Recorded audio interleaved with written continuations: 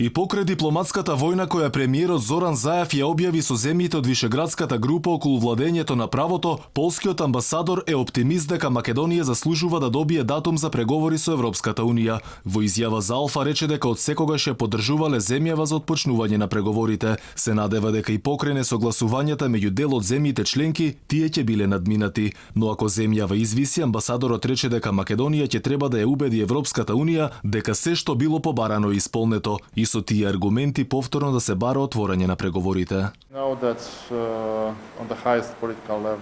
Од самиот почеток го поддржуваме пристапувањето на Македонија во ЕУ и да започне преговори.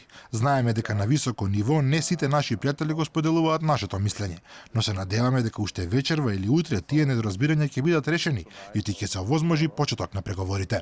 Оптимист дека земјава ќе добие зелено светло е и италијанскиот амбасадор Карло Ромео. Тој за Алфа рече дека ќе се најде компромис за Македонија да отпочне со преговорите за членство со Европската унија. Позицијата на Италија за европската перспектива на вашата земја од секогаш била јасна. Црсто ја поддржуваме аспирацијата на Северна Македонија да отвори преговори со Европската унија, што е можно побрзо. Тоа веќе го потврдивме и во јуни минатата година.